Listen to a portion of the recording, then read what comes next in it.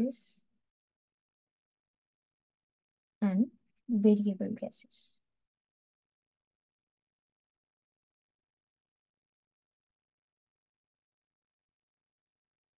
Permanent gases আমরা simple ব্যাপার, যেটা পার্মানেন্টলি থাকবে, ঠিক আছে, সিম্পল একটা কনসেপ্ট, পার্মানেন্টলি থাকবে এবং তার যে পার্সেন্টেজটা, সেই পার্সেন্টেজটা ভ্যারি করবে না। Most important thing, most important কথা হচ্ছে এটা, পার্সেন্টেজ ভ্যারি করবে না। এবার এখানে আমি বেশ কিছু অ্যাডভান্স টাইপের কোশ্চেনের কাছে আলোচনা করব। ধরো সাপোজ আমাদের পৃথিবীতে সবকিছু চেঞ্জেস হচ্ছে, ঠিক আছে, চেঞ্জেস হচ্ছে। এবার এই যে চেঞ্জেস হচ্ছে কন্টিনিউয়াস বেসিসে, এই চেঞ্জেস হওয়ার জন্য কোথাও না কোথাও গ্যাসের ফরমেশনে বাড়তি কমতি হতে পারে, ঠিক আছে, নো ডাউটেডলি হতে পারে। বাট ওটা হচ্ছে অপশনাল লেভেলের জিওগ্রাফির কোশ্চেন, তোমাদের জন্য নয়, ঠিক আছে। তোমাদের জন্য পার্মানেন্ট গ্যাসেস মানে সেটা পার্মানেন্ট গ্যাসেস, সেটা একটা ফিক্সড। যেমন আমাদের অ্যাটমসফিয়ারে সবচেয়ে বেশি পার্মানেন্ট গ্যাসেস কোনটি আছে, কোশ্চেন না আসে, কোনটি আছে পার্মানেন্ট গ্যাসেস? It's nitrogen. নাইট্রোজেনের পরে কিছু একটা আছে। So don't think about the static data, একটু পড়ে নাও সিলেবাসটা, একটু কনসেপচুয়াল ক্লিয়ারিটি নিয়ে নাও। আমার আমার আইডিয়া আছে কোনটা স্ট্যাটিক, লাইক কোনটা আর্গন বেশি আসে না, তোমার অক্সিজেনের পার্সেন্টেজ কি, ওগুলো দেয় আমি জানি, ঠিক আছে। বাট একটু আগে কনসেপচুয়াল স্টাডি করো। তার মানে পার্মানেন্ট গ্যাসেস হচ্ছে এমন গ্যাসেস যেই গ্যাসেসটা অ্যাটমসফিয়ারে পার্মানেন্টলি থাকছে। এবার এখানে একটা ছোট্ট টাচ তোমাদেরকে দেব, বাট এর সাথে একই সাথে বলবো প্লিজ এমসিকিউ প্র্যাকটিস করো, নাহলে আমরা কি পড়ছি এবং নিজেদের প্রগ্রেস ইউ কান্ট আন্ডারস্ট্যান্ড, কি এমসিকিউ প্র্যাকটিস না করলে কি করে হবে। সো এই যে পার্মানেন্ট গ্যাসেস এর এই যে জায়গাটা বেশ ভালো।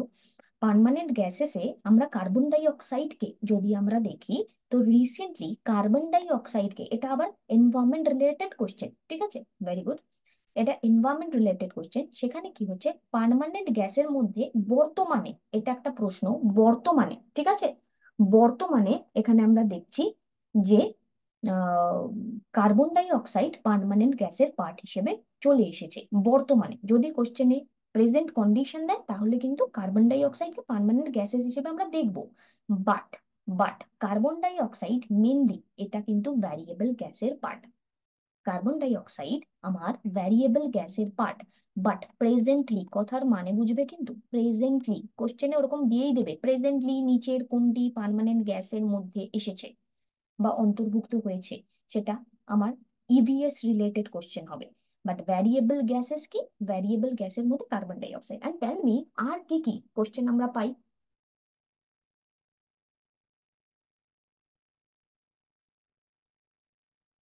ঠিক আছে, বলো।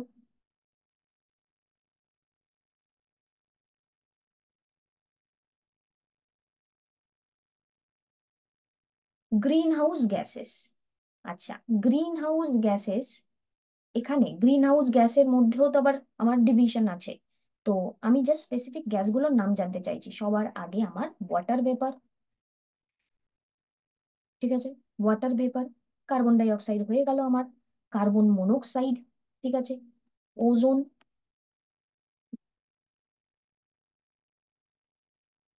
Nitrogen dioxide, sulphur dioxide and particles, different particles, ঠিক আছে, ডিফারেন্ট পার্টিকলস। ভেরিয়েবল গ্যাসেসে অবশ্যই মিথেন থাকবে, এভরিথিং, ঠিক আছে, এভরিথিং। আমি কিন্তু গ্রিন হাউস গ্যাসেস বলিনি, ওরা বলেছে, Hasina. So green house gas variable gas নয়, ওরা বলেছে, ঠিক আছে, ওকে। আমি গ্রিন হাউস গ্যাস বলিনি, ভেরিয়েবল গ্যাসেস বলেছি। ওজোন, আচ্ছা, এবার যদি বলো ওজোন ভেরিয়েবল গ্যাসের কেন পার্ট, আমাদের বিভিন্ন অ্যানথ্রোপোজেনিক অ্যাক্টিভিটির জন্য ওজোনের চেঞ্জেস হচ্ছে। সেই সমস্ত গ্যাস, যেই সমস্ত গ্যাসের পার্সেন্টেজ চেঞ্জেস ভায়া দি অ্যানথ্রোপোজেনিক অ্যাক্টিভিটি, সেটা that can be treated as the variable gases, ঠিক আছে, ওকে।